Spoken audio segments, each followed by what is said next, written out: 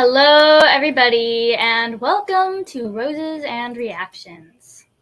Hey, so we've got a different show for everybody tonight. This is our third show of the new season, starting in the new year. We keep taking breaks because the shows we've been doing so far have taken a lot of prep time. Yeah, absolutely.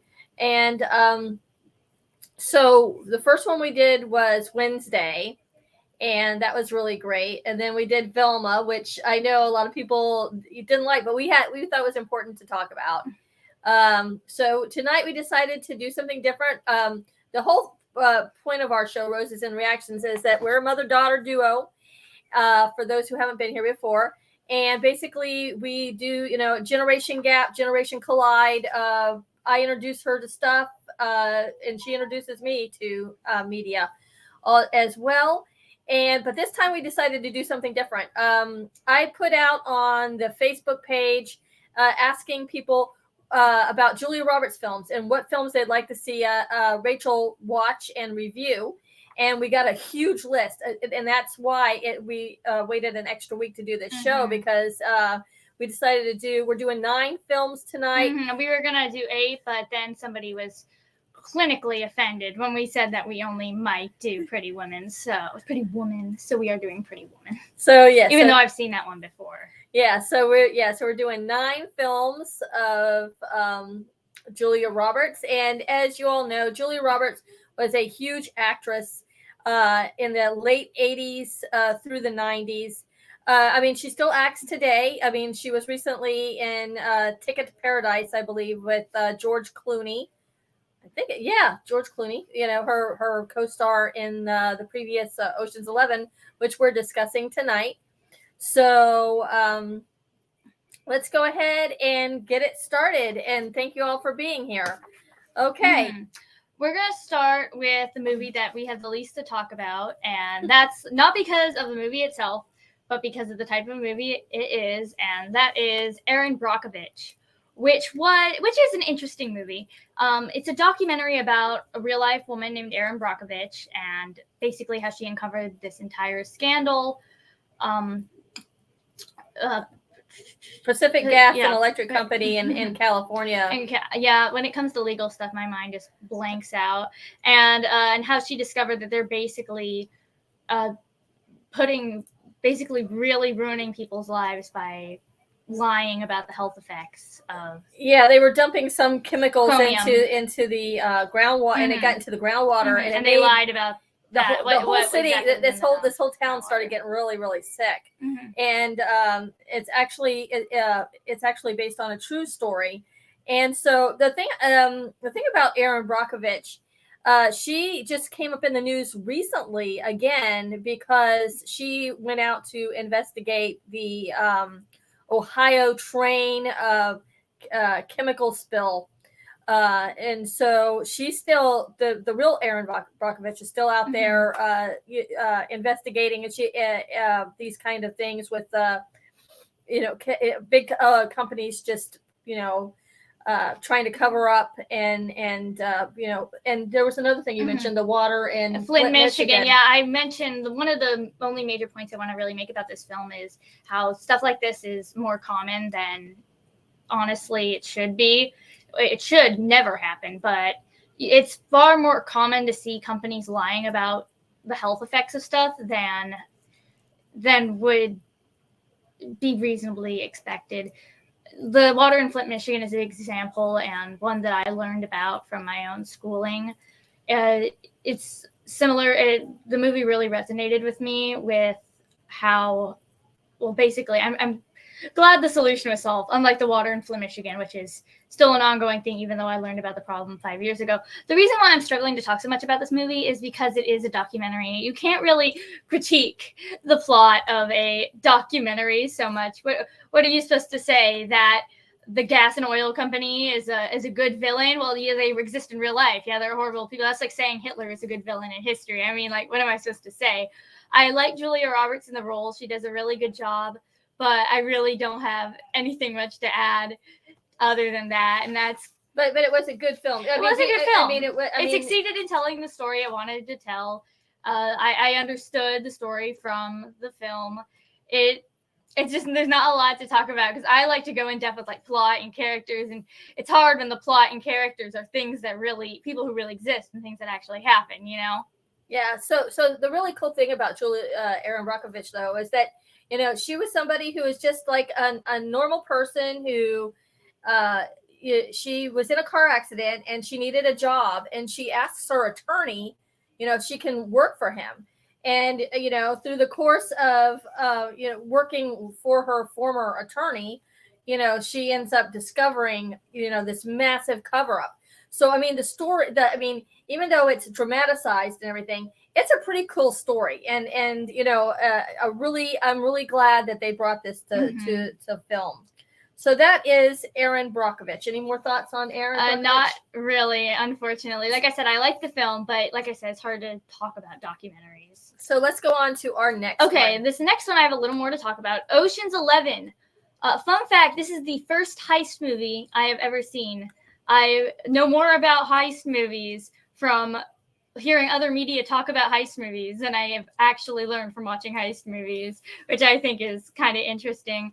But I was kind of surprised while watching this movie because Julia Roberts doesn't really have a big role in it.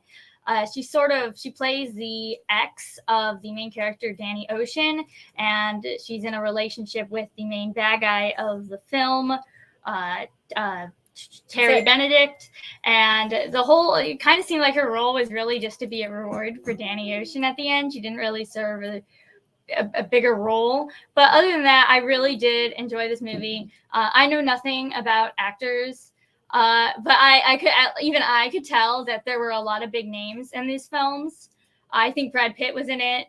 Matt Damon. Let me see what else. George Clooney was in it.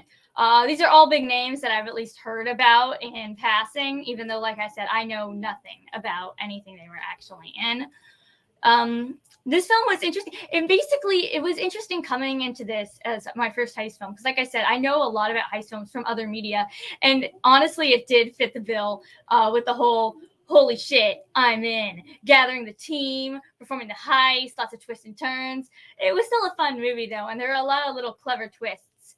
Like how the vault footage that they showed Benedict of the vault exploding was actually their fake vault they recorded in advance, or how the SWAT team members were actually people who were involved with the heist the whole time. It was fun. It was a fun movie, but like I said, I was kind of surprised when you asked me to watch it because Julia Roberts wasn't in it. This was actually the first movie suggested, and it was suggested by our own Mark B. Lee of MBL Entertainment. But you can see us every other Friday on Classic Television SmackDown, and 3 Saturdays a month on Saturday Morning Cartoons. And we'll be back at the end of the month for those shows. We're taking a brief 1 week hiatus next week on that. But that's all I really got to say about this film. There's nothing really in depth to talk about other than the movie was really fun. Oh, and it was shot. It was directed so beautifully. I really like the dynamic shots that the camera did. It's just a really, really, really good film, especially for, and I keep wanting to say action. Heist, I keep forgetting that heist films are their own genre because of my inexperience with them. But it was a good film to start out with. And it was actually a remake of a film from the 1960s film. But like I said, I had a lot of fun with this one. It's one of those movies that you can just watch, and I don't want to say turn your brain off because there are that involves a lot of smart writing. Like I mentioned before, how they keep tricking Benedict is the ways they manage to do that are really cleverly written, and I enjoy that. But in terms of depth and themes and all of that, there's not really a lot to talk about. It's just a good old fun movie. Hello, Mark, and hello, Mary. It's glad to have you on. So you missed us talking about Erin Brockovich, but we didn't talk about it that much because I suck at talking about. Yeah, she said put that one as number one because I don't have a lot to say because I can't talk about documentaries.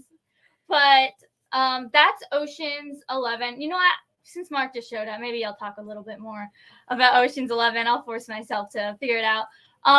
Danny Ocean is basically he's so cool. Okay, I'm just gonna say that he's not like a specifically dynamic character or someone you could, but he's just so cool. And the way he performs one of my favorite moments of the film is when he basically outs himself to Benedict immediately, and they lock him with a bouncer in the storeroom, and it turns out that the bouncer actually worked for Danny the entire time. It actually was part of the plan to get him involved with the heist. Brilliant stuff. Super fun movie overall. I had a blast, and I'm glad that was Ocean's 11 could be my first heist movie because it was absolutely beautiful. 86-inch TV, I can't as imagine. you should be, Mark.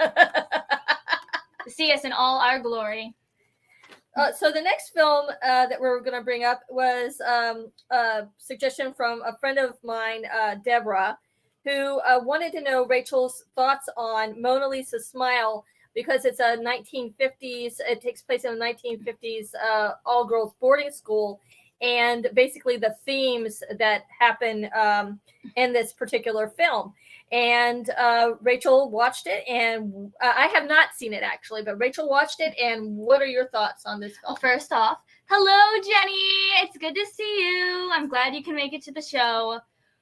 But Mona Lisa's Smile surprised me going into it. I had never heard of this movie before, unlike Ocean's 11, which you at least hear about Ocean's 11 in passing. It's one of those movies that get brought up. I've never heard of Mona Lisa's Smile before, but I was very, very, very surprised by this film. So the summary is that basically this woman named Catherine gets a job as a professor at this all-women's boarding school in the 1950s, and basically tries to teach her class to strive for something beyond marriage, which is the typical values of in the 1950s. And there are what I told my mom is the first thing I really liked is that this movie reminded me of an episode of Degrassi. That's a Canadian television show that she grew up watching because I made her watch it. If you don't know, what Degrassi did is that when it brought up a debated point, it didn't exactly say which side was right, which side is wrong. It presented both sides and allowed the audience to pick out which side they liked. It never really painted anything, except if it was like objectively horrible, like child abuse in a negative light. But what I really liked this film because the whole thing, it doesn't talk down to women who do want to just be housewives. There's this entire character named Joan who tells Catherine that she wants to be a lawyer. And so Catherine helps her to apply to Yale, and she gets in. But she later decides to marry and settle down and be a housewife after that's what she decides to do with her life instead. And the movie presents this as the right choice for her. She even says, I'm not any dumber because I chose to be a housewife. And I really respect that about the movie, where it's not strictly saying women as housewives is wrong. I like how it's more of like women, whatever a woman chooses to be, they should be. You know what I mean? There shouldn't be a set rule that women are in. Another really good thing that I really liked about this film that really resonated with me is the character of Betty, who basically starts this movie as this like ultra conservative marriage. You got to get married. Women have to get married, and then they have to be married for life, the whole thing. And her views on this aren't really challenged until she does get herself get married, and her husband cheats on her. And when she goes to her mom basically says, no, her mom isn't supportive at all. She's like, you can't divorce him. You got to get back together with him because that's the way God intended it. And it's only at this point that Betty's views are shook because she had a personal experience which counteracted her beliefs. Before, it was easy to dissociate her, other women's struggles with her beliefs of, like, if a man cheats on another if a man cheats on another girl, well, that's not her. So it's easy to basically envision your beliefs and apply it to someone else. But when it happens to you, you get what I'm trying to say here, right? Her beliefs aren't really challenged until she has personal experience that challenges them. And her whole arc is learning that's not what she wants to believe in anymore. And I really appreciated that. I like how the film also ends with the school offers Catherine to come back, but they basically tell her, stop doing what you were doing, teach to the syllabus exactly, don't implant these values on your students, no more one-on-one talks. And she just says, like, no. And she leaves. She doesn't go back for another semester because she couldn't do it on her terms. And it ends with all of the students that she inspired chasing after her. And I really appreciated that.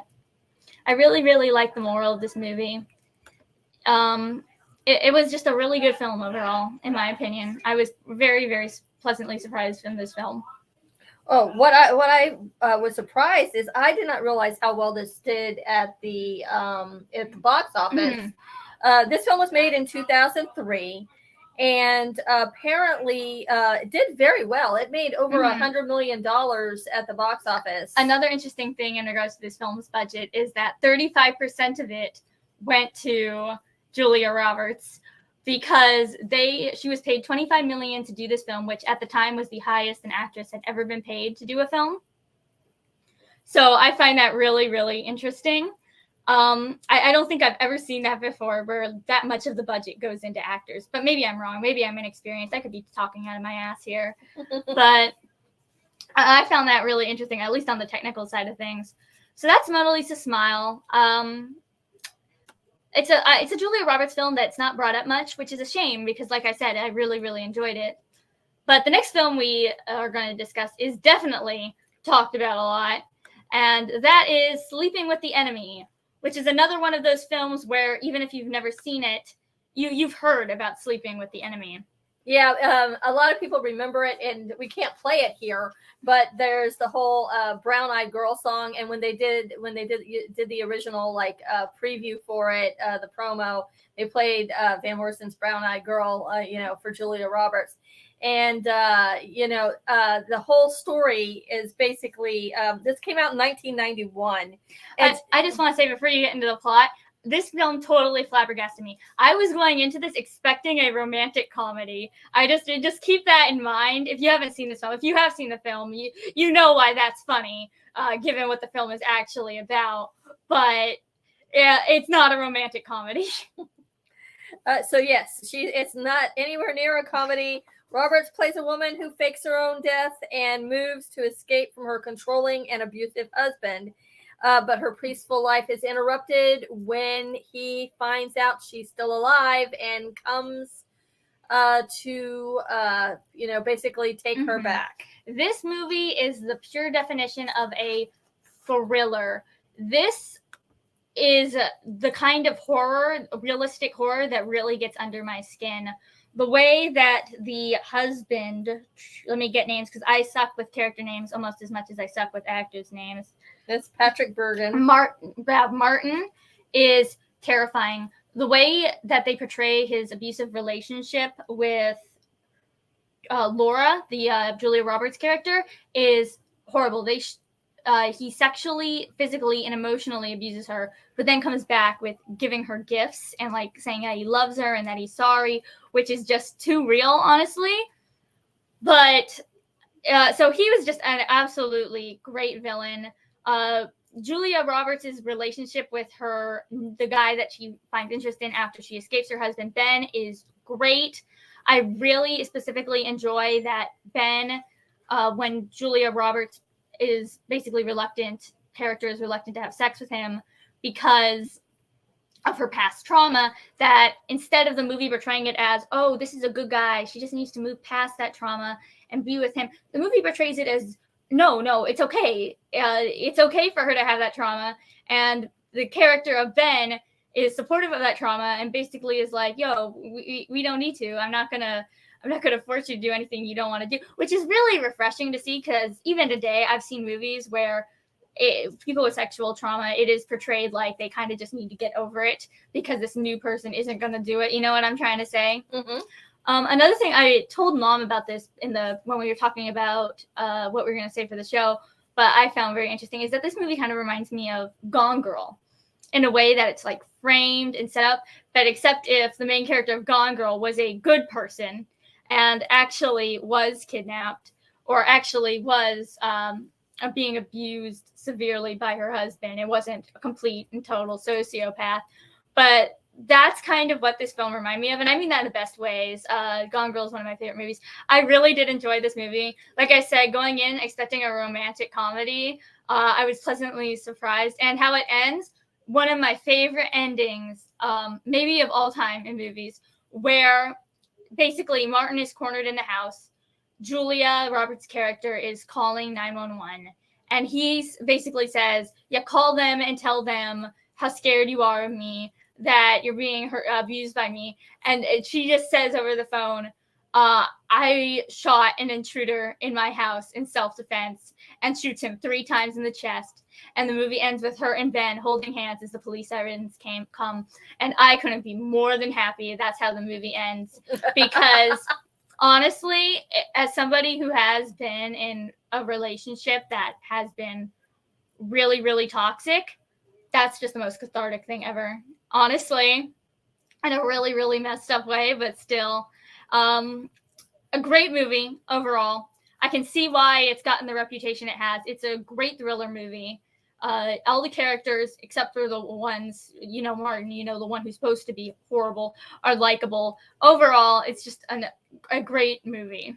Yes, and several people suggested this film, and I didn't know how Rachel was going to really feel about it because of the triggering nature of the assault and stuff. But basically, you they handled it well. They handled it well. Ended up really liking it. I'm okay with stuff like that in my media if it's handled well. If it's not handled well, then I have a severe problem with it. See our episode on Velma for how they accidentally portrayed an abusive relationship, and it really, really got to me because they never addressed how abusive the relationship was.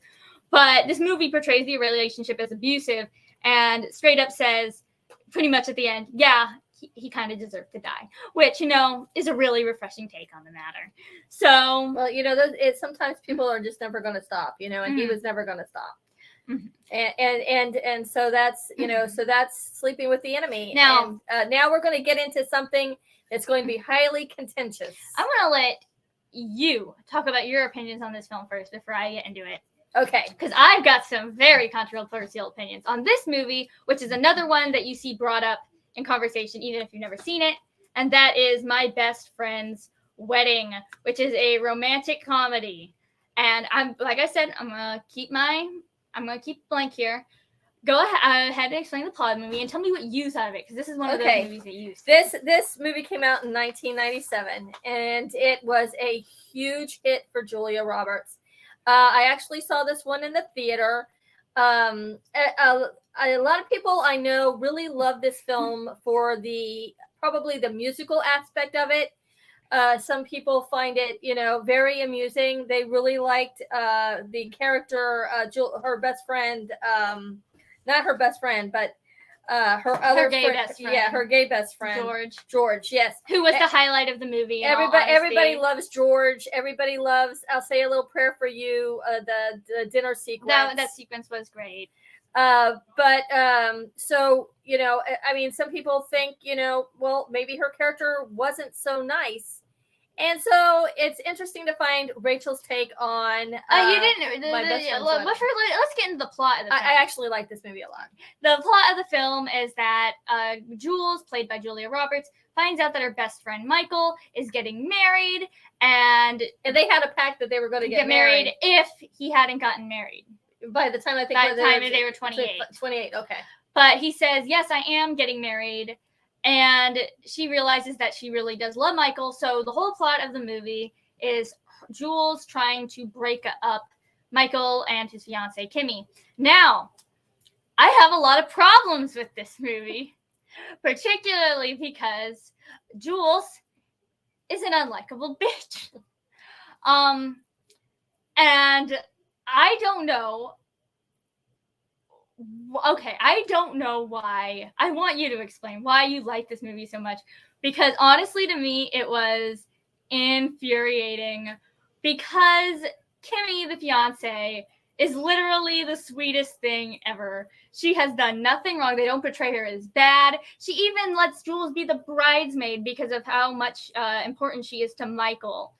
And I'm just gonna let you know now, I am picking my own bridesmaids for my wedding. I don't care if I don't know you. You're not getting near my side of the wedding at all. But anyway, so she's a better person than me, basically, is what I'm getting at. And Jules just goes out of her way constantly throughout the movie to break them up. Now, this could work if it was portrayed as pathetic, I guess you could say, as her attempts were really like, and it starts out like that, like trying to embarrass Kimmy at karaoke night so that Michael will break up with her. That's acceptable, you know what I mean? But then the movie goes and shows her basically getting Michael fired from his job, which is a bit too far. And I will say, because some people might bring it up, because the whole situation is that she goes on to Kimmy's dad's computer, who basically is this big businessman, and writes an email with his email telling Michael's current boss to fire him so that the dad can give him a job. Now, she doesn't send this email, but she saves it, and the dad unintentionally sends it. Now, some people are going to be like, well, she didn't send the email. But the thing is, even after she does send the email, and Michael gets mad and almost basically breaks up with Kimmy over it, but has second thoughts about breaking up, basically, because he's not telling everybody else that the wedding's off, she still goes and tries to break them up completely. Like, she doesn't stop and be like, I got my best friend fired from his job. Holy shit, that's really scummy. Maybe I should take a step back. But she doesn't really change her opinion until at the very end of the movie, George calls her and basically is like, yo, Kimmy and Michael love each other. And she's like, okay, I guess they can be together. And the movie ends with Michael and Kimmy together. And I'm so glad the movie didn't end with him and Jules, because that would have really, really infuriated me, because I've been there. Everybody has been there where you like somebody, but they're dating someone else. Yeah. This is a very common thing. But there's a difference between feeling that jealousy and then acting on that jealousy. Because if you really love that person, you would want them to be happy. You know what I mean? So I don't know. As much as it hurts. Yes. As much as it hurts. So yeah, this is probably the most controversial opinion I have in regards to these movies. Because, like I said, a lot of people do love this movie. And I was expecting to like it, because I literally said to my mom before going into this, I need to find more romantic comedies I like. I've only seen 3 or 4 of them that I really enjoy. And I was hoping that this movie would be it. But of course, it wasn't. The best thing about this movie was George and his little musical number. He was an absolute highlight of this movie for me, in a sea of infuriating writing and character choices. But why do you like this movie so much? Genuine question.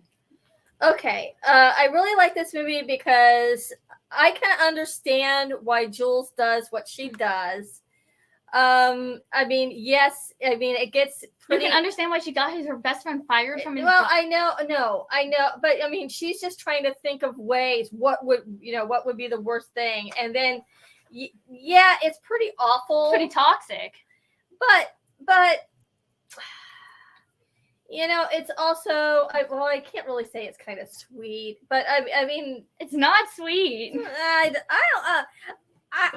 You have a lot of nostalgia for it, right? I have a lot of nostalgia for this film. It's the musical numbers, isn't it? It's the music. It's you get to see young Cameron Diaz playing Kimmy, and it was she was a really cute. That was character. Cameron Diaz? Yes, that was. I can't identify actors for shit. But I did recognize one in one of these movies, and I was very proud of myself for it. But did we have some kind of comment here? Yes, Mary says that she remembers the song being Say a Little Prayer for You, which, like I said, highlight of the movie by far. Yes, when everybody at the dinner table starts singing. I mean, that doesn't really happen in real life a lot, but every now and then it does.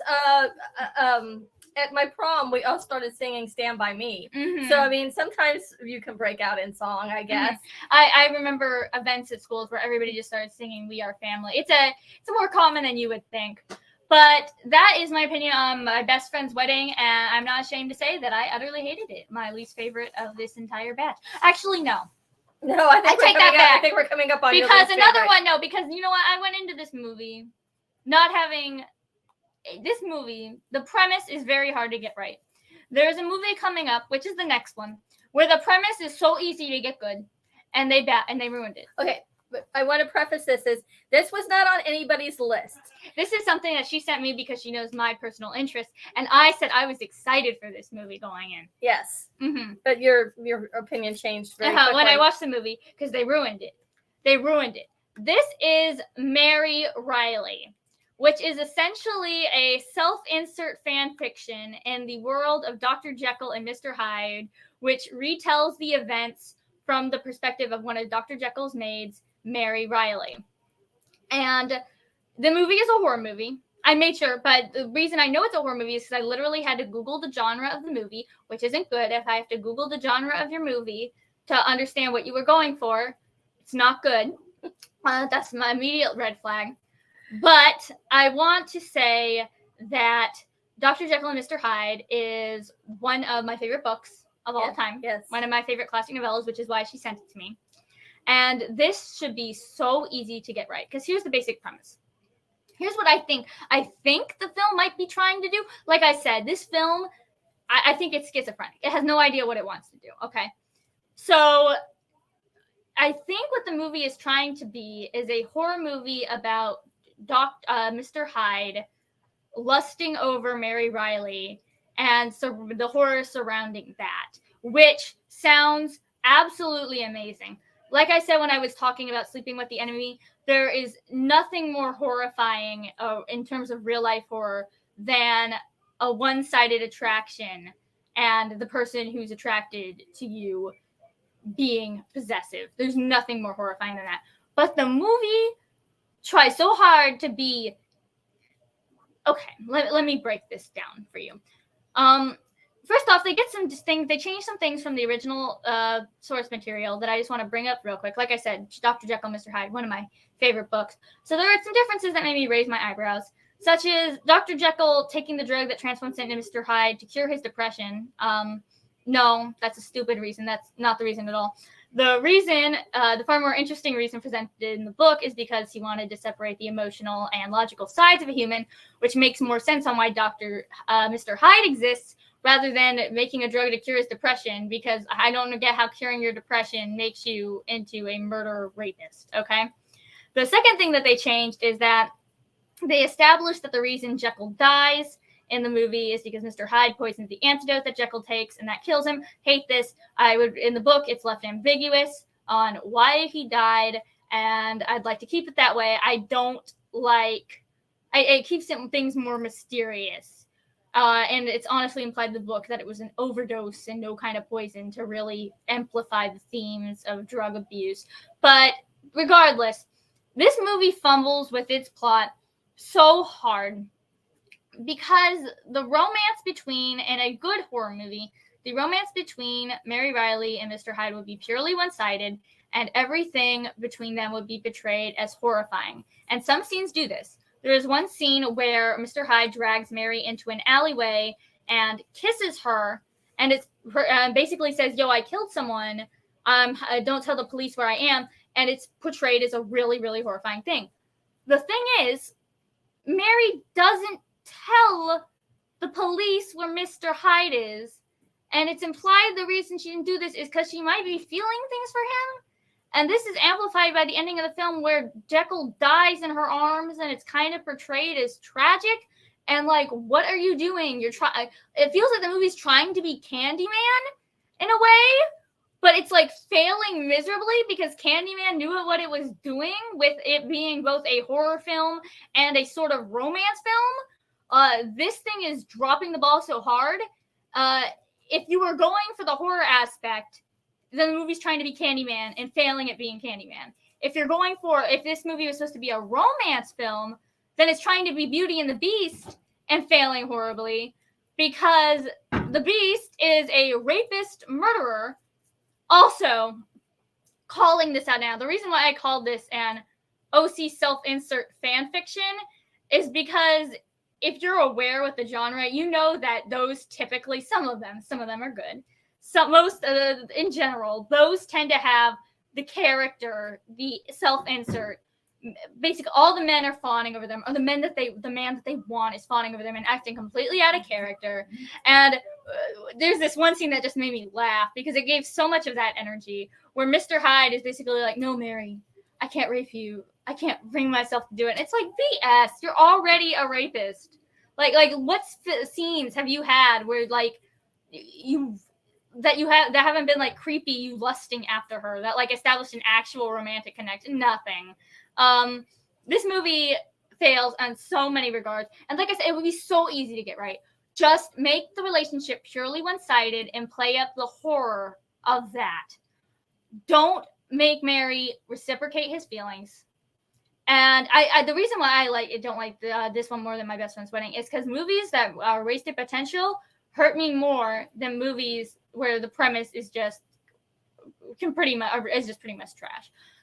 This and another recent example I want to talk about, and this is kind of a little different because this movie had the chance to be genuinely good, but I was really excited for the Winnie the Pooh horror movie because I thought it could be the worst thing ever. Does that make sense? A really, really stupid, dumb horror movie where I could just laugh in the theater and have a really good B movie time. Sort of like Killer Clowns from Outer Space. You know what I mean? But no, instead the movie was a slog fest that was just like torture porn. Takes like 5 minutes for anything to happen every single time. Everybody is oversexed. Like, they've dropped the ball with that so hard. And I got really angry about it. I remember ranting to you about it. She wanted to see this because blood and honey. It could have been so good in a bad way. It could have been so ironically good. But this movie could have been genuinely good. And it's horrifying. Not horrifying, but that's a little too far. It's disappointing when a movie that has so much potential just fails to deliver. Can we get kicked off? What am I getting dinged like massively all of a sudden? Mm-hmm. We're not showing clips, I promise. Rena, that's a decent point. Stockholm Syndrome. But they don't portray it as Stockholm Syndrome. They don't portray it as that. What they portray it as is a tragic romance. Like I said, I could almost buy the Stockholm Syndrome thing if the movie didn't end with Jekyll dying tragically in her arms with the sad music and everything. Like, we're supposed to be sad that this ended so tragically for them. So how would you have changed it to make it better? I've discussed this. Purely one-sided relationship. Play up the Stockholm Syndrome. If you want to go with if you do want to make it two-sided, that's a good point. Play up the Stockholm Syndrome. Play up how Mary feels towards him. But then have other characters come out and be like, yo, this isn't right. This is kind of disgusting. Mm-hmm. Make sure the movie is projecting that this relationship isn't healthy and that Mary's feelings for him are healthy. And don't have the sad music at the end when he dies. You can still have Mary being all sad and stuff, but make it clear to that the audience isn't also supposed to be sad. You know what I mean? Yeah, that it's her tragedy, not the audience's. Yeah, that's her tragedy, not the audience's. So that's another way that you could make it good. So either make the thing purely one-sided and focus on the stalker horror of a one-sided relationship, or play up the Stockholm Syndrome. But like I said, make it clear that that is the intention and that what's happening is still horrifying and isn't supposed to be romantic in the slightest. Like I said, I remember finishing the movie, I immediately looked up the genre of the film. And there was only one other time I did that, and that was with Candyman. And I'll take back my earlier statement because Candyman was one of my favorite horror films, and I wasn't sure if it was supposed to be a romance or horror either. And that's why I said this movie wants to be Candyman so bad. Yeah, and I told you the story about how Tony Todd has it's originally supposed to be. There's a bigger cut of the movie where it is basically more of a romance than a horror movie. And I'd kill for that cut because I'm interested to see how it would go. But getting off topic, I've talked a lot about Mary Riley, but that's just because, like I said, movies with wasted potential, personally, I feel like a personal attack on me because I watched your movie. Your movie had such a good setup. You had everything set up for you, and you blew it. And because it's one of your favorite books, and because it's one of my favorite books. Yeah. Mm-hmm. So let's move on to The Pelican Brief from 1993, based on the novel by John Grisham. I read the novel. Oh, I pulled the. I didn't even notice. I pulled the Spanish poster for this film. So Oh, that's great. That's absolutely great. Well, that's good. It's good. That's good. But I basically see this movie as an Aaron Brockovich that I can actually talk about because all of the events in this are fictional. So I get to criticize and praise the plot points and characters without sounding like I said, Hitler was a great villain in the history of the world. You see, that doesn't sound right. But Pelican Brief, another legal thing going on here. This is another thriller movie, which was really, really good because I watched all these movies in the order that we are presenting them after two horrible romantic comedies. Well, one romantic comedy and a horror movie that is, I guess, trying maybe to be part comedy. I mean, romance. But a good old thriller film was really, really refreshing. So the Pelican Brief basically follows. Pull up. Like I said, character names, can't remember them for shit. A law student named Darby Shaw, who writes a legal brief describing why she thinks that two Supreme Court justices were murdered, and her writing the brief gets her involved in a lot of tangled web of political intrigue, and that's basically the movie. So this movie is sort of like Ocean's 11 in the way where it's very, very tightly written. A lot of interesting twists and turns that I really like, which should be standard for a good thriller film. Something in particular that I really liked was how logical. Well, first off, I want to talk about the big twist. Well, at least I consider it a twist that really caught my attention. Is how the assassin is killed off like super early in the film. He goes after Darby, and before he can actually attack her, he is shot and killed. And this is before we learn what was even involved in the legal brief, the Pelican Brief. So at that moment, you're just like, well, main villain's dead. Like, what are we doing? You know what I mean? But then we get that this guy was just a pawn. He was hired by this businessman named Victor, who the whole goal was to drill for oil on protected land that is the habitat of endangered brown pelicans, and he had these justices killed because they would interfere with his. Because there was a motion to basically going to the Supreme Court to prevent him from doing this, and so he had them killed. And because he has ties to the president, and he gives the president money, he expected that the president would let him appoint the justices that would allow him to, go through with his drilling for oil on the. And it really doesn't work that way, but I don't know. I do know it's a movie, but. That's the basic thing. And I really like how it's so simple yet so smart how Darby figured out in her brief that this was happening. It's as simple as that the two justices were killed. They differed on political opinions a lot. But the one thing that they did agree on was in basically regards to the environment. So she knew that they had to be killed with something involving the environment. So all she did is look up Supreme Court things coming up regarding that, and realized that this is, and basically pieced together the rest of Victor's plan from there. And I want to just say, you said it was unrealistic how it doesn't work like that with the appointing justices. I'll say it's even more unrealistic, to be fair, how Supreme Court justices would disagree on everything except for one thing. Because let's be real, and at least in today's day and age, I don't know about back then. When was this movie come out? 1990. How it worked back then, but today everybody's got like a stock list of political points. You have your conservative values and your Democrat values, and if you alter from there, you're basically I don't. It's very rare, and at least in today's world, in my opinion, to differ from that list of. Am I wrong? Basically, if you have people thinking one way, they all think that way. Mm-hmm. So it was really weird to have two different two different Supreme Court justices. But it's possible that they would both, have an environment, agree on the environment. Mm-hmm. It could happen. But what I really like about the explanation is that it works in a way to make Darby seem smart, but it's also reasonable for her to figure out because, like I said earlier, she's just a law student.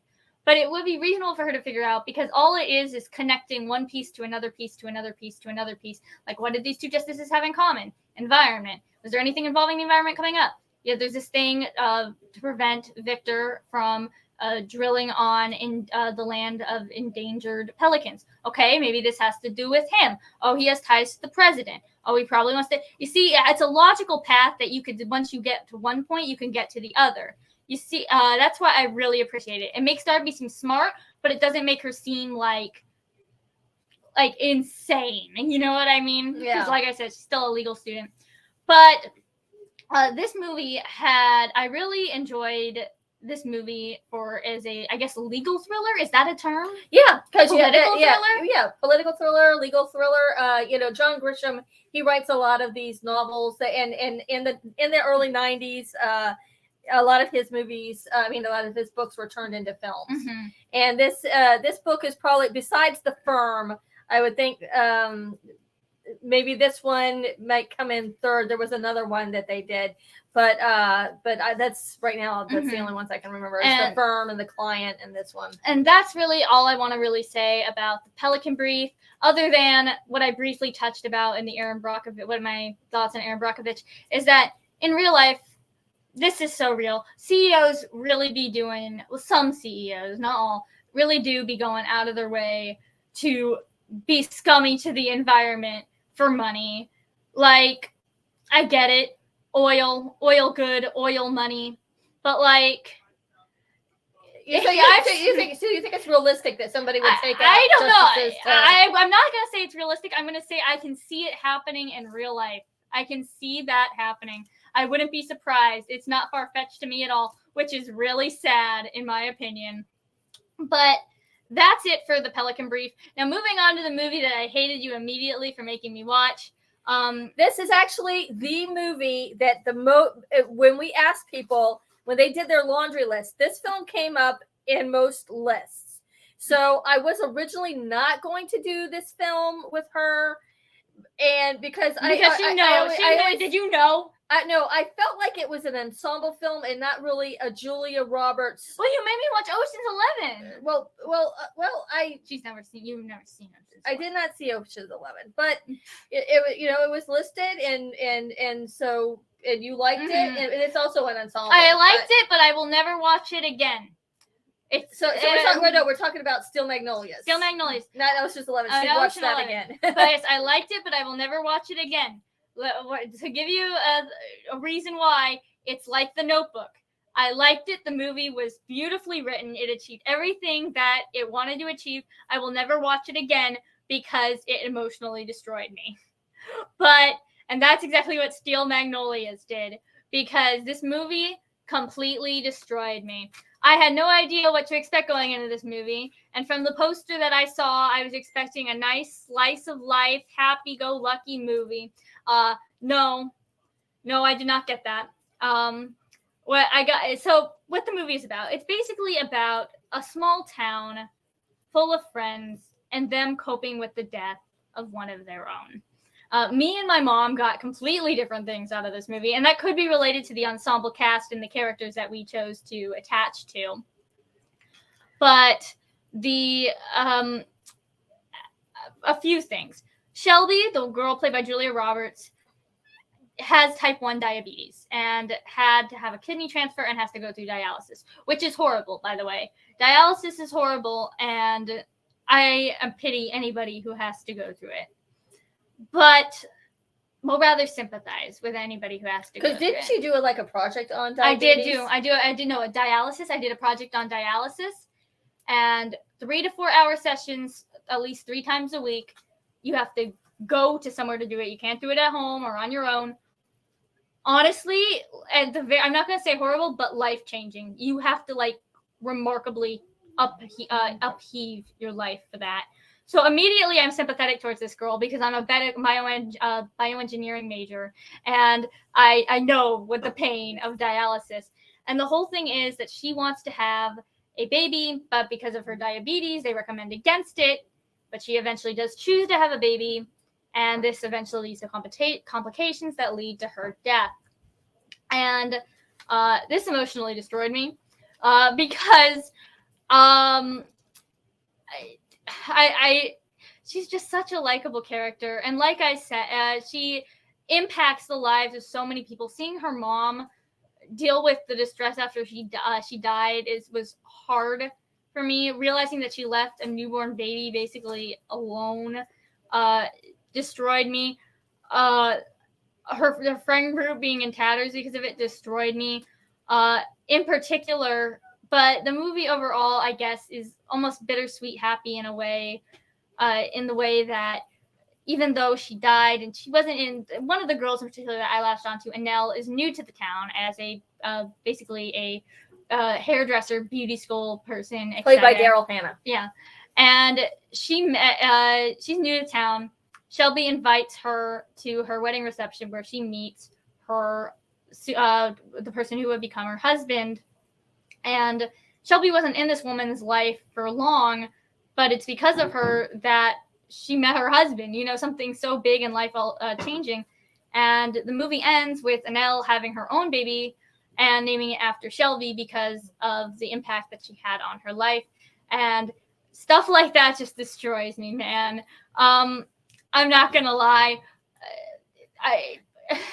That destroyed me more than anything, just thinking about how she didn't even know this woman for long, but the parts they did share together really did impact her life in ways that changed it for the better. And that she's not even there to help her through it or be there with her, even though she's caused such an upheaval, is that's the kind of stuff that wrecks me. And this is where we differed with Steel Magnolias, because I always thought of it as a mother-daughter kind of film, and Sally Field and how Malin deals with everything. Mm-hmm. And Rachel's like, well, I didn't see that at all. She's like, and then she tells me. I mean, I not at all. I did see it, but that's not what I latched on to. But she latched onto this whole Annelle character, and I'm like, wow, I've never viewed it that way. I never really thought about it as that being like a major part of the film, like you did. That's what you took from it. Mark, I completely agree. It's a rough movie to get through. Like I said, I love it. Well, I didn't love it. I liked it. It made me cry. Never gonna watch it again, unless for some reason I feel like being completely and utterly emotional destroyed.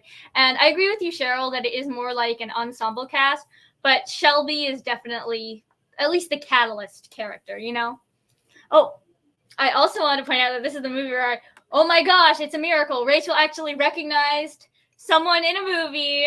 I saw Dolly Parton and I'm like, oh my gosh, it's Dolly Parton, who, get ready for this, you're gonna know how young I am, who I recognize from Hannah Montana, the Disney show. That's where I recognize Dolly Parton from. That's where I recognize her from. And I'm not stupid. I know that that's not where you should recognize Dolly Parton from. But that's my childhood experience with Dolly Parton, so I get to have that. But for me, it's 9 to 5. But that's Steel Magnolias, completely emotionally draining film. And now for the film that we said we might cover, but we got, like I said, people were personally insulted, contacting her directly, saying how they're insulted with because we said we only maybe might cover Pretty Woman. And maybe I should elaborate. It's because I've seen Pretty Woman before.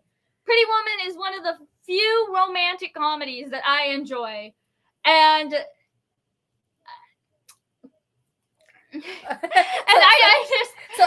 I was surprised that she, when we started talking about doing this show, she's like, well, I've seen Pretty Woman. And I was like, what? Because I didn't know romantic.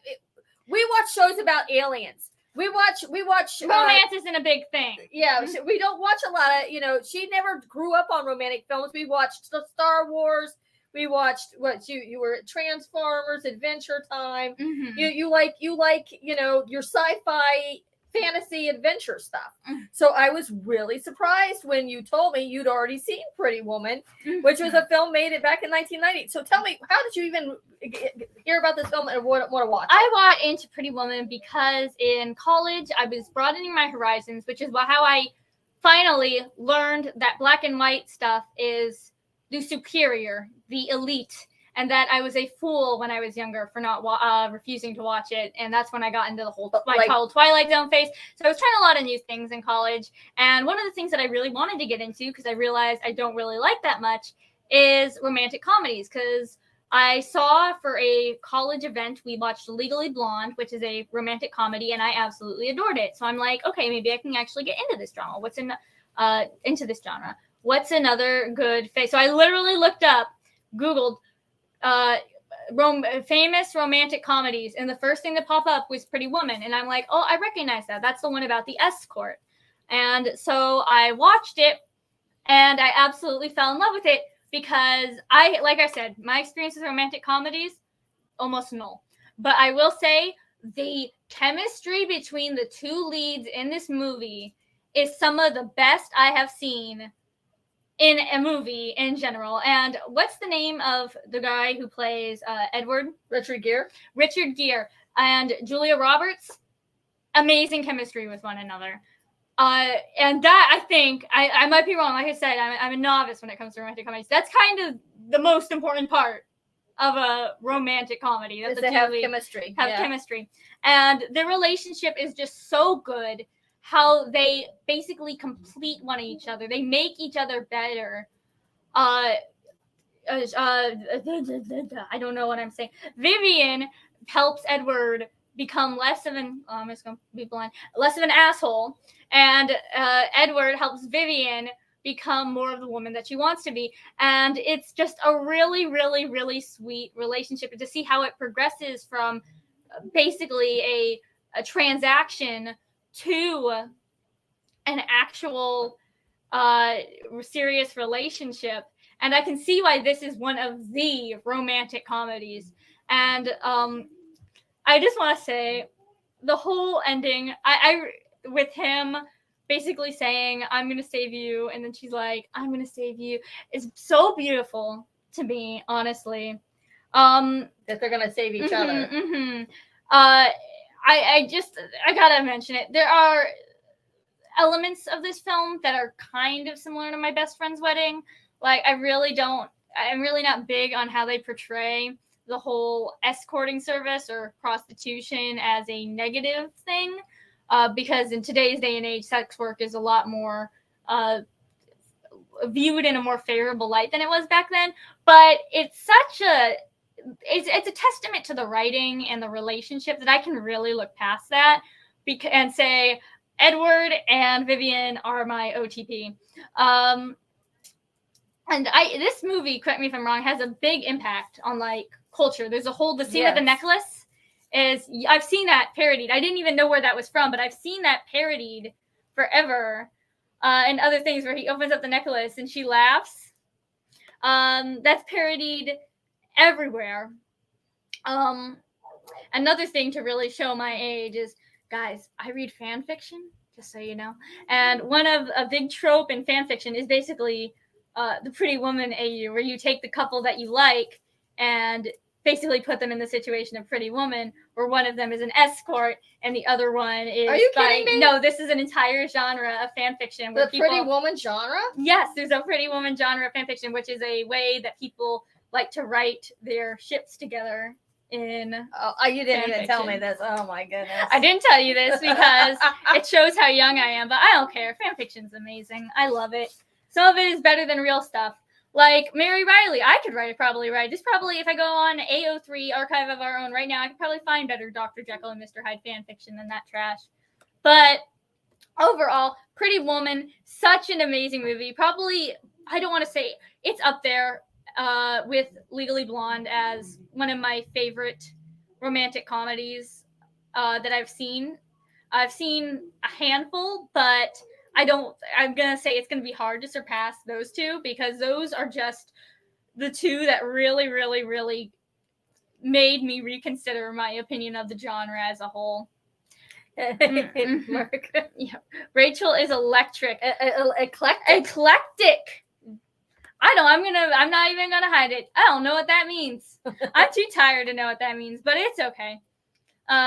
The subtitles during your show is amazing. It's catching every single word you're saying. Oh, that's scary. Really? AI, the future of AI, I swear. And yes, Mary, I like Pretty Woman too. Pretty Woman is just, and you see, I've been repeating the same thing. It's amazing. The character. What I think I really, really enjoy is how at the end, I want to bring it up, how he's like, yo, I want to spend one last night with you, but I want it to be your choice, not because I'm paying you. And she says, no, I don't want to be your side thing. I want to be your main thing. And that's how I want a relationship to be. And if that's not how it's going to be, then I don't want it at all. Yeah, I keep saying women when it's Pretty Woman. I don't know why. But I've incepted into my mind that it's Pretty Woman. So forgive me if I keep saying Pretty Woman. You see, you did it too in spell check. It's like, I don't know. There's like a thing going on. Yeah, she kept calling it Pretty Women all day, and I'm I like, don't no, know why. It's Pretty Woman. And I'm not the only. WOMAN. I don't know, but anyway. Oh! She did ask me earlier if the song was written for the film. Yes, because I don't know anymore. After Footloose, I don't know anymore. Okay, I explained to her, no, it was written much longer and much older than that. They just used that. I don't even think Pretty Woman was the original name for the movie, but that's neither here nor there. You're confused with Little Women. That might be it. That might be it, Mark. I've fused the two together. But overall, Julia Roberts, I had a great time with the majority of these films. There are only 2 of these that I genuinely dislike. One of them that people love. The other one, I looked up the reception of Mary Riley because I wanted to know. People didn't receive it well, as it should have not been received well, because it is a confused mess of a movie.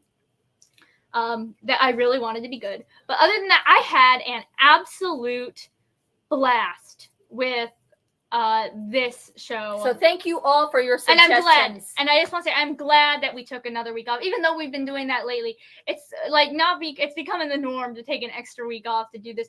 We'll try to not to do that with next week's show, but I'm glad that we did it this week because if I hadn't, I wouldn't be able to watch all those movies. And like I said, even though I didn't like some, I appreciate the viewing experience. Does that make sense? Yes. And I think since after watching 8 Julia Roberts movies in a row, that I might, don't quote me on this, because you know how awful my detection is with this, I might be able to recognize her if I see her and stuff now. Maybe, just maybe there might be that much hope for me left. But this was we had an overall great time with this show. Thank you all for showing up. You guys are what make this show. Your viewer engagement keeps us wanting to do this show. And what are we doing next time? We're going to do something very special, but it's very niche. If you remember, which you probably don't, but I'm going to say it anyway. We mentioned how when we came back from our big hiatus, how we watched 2 shows involving a main lesbian couple. One good, one Velma. We're finally going to get into the one that was good. And this is something very niche, something that I doubt a lot of you will know about, but something that has really had an impact with us after watching it. Yes. And that is the anime Revolutionary Girl Utena, which we watched because, like we said, we were interested by a lesbian couple. And it was an anime in the 90s, so that's already an it was an anime in the 90s about a lesbian couple. So we were already interested, and then we watched it, and it blew us away. Yeah, it was very, very. It became. It really. It's really rare for a TV or an anime because we watch a lot of anime, and some of it's good, and some of it's meh, and some of it's mech. But some of it's in another world with my smartphone. Yeah. So, but this one had an impact on us. Yeah, it really moved us in a lot of ways.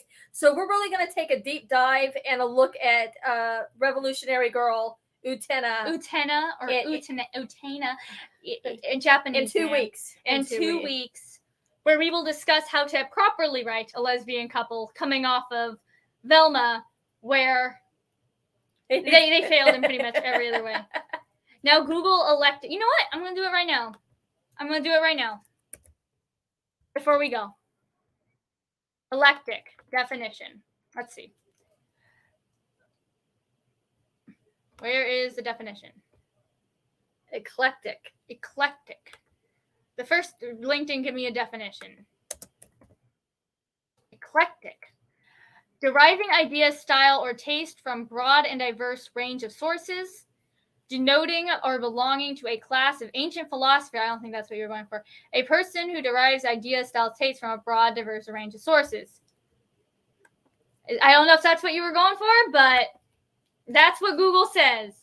Do Johnny Quest. Mark, I promise you, we will do Johnny Quest this year. What? Hold a mess to this. Mom, we are going to be doing Johnny Quest this year. I have decided now. Hold us to that. So, like I said, thank you for tuning into this show. Next time we're doing Utena, which is a show that probably a lot of you don't know, but we still hope you join us because even if you don't know what the show is, because we have a lot to talk about. If you want to hear, it'll be a learning experience. If you want to hear two women gushing about something that impacted their lives, like this is one of those things where it's like you watch it and you're like, my life has been impacted. It's that good. Yes. But thank you so much for watching, and we'll see you next time. Bye now.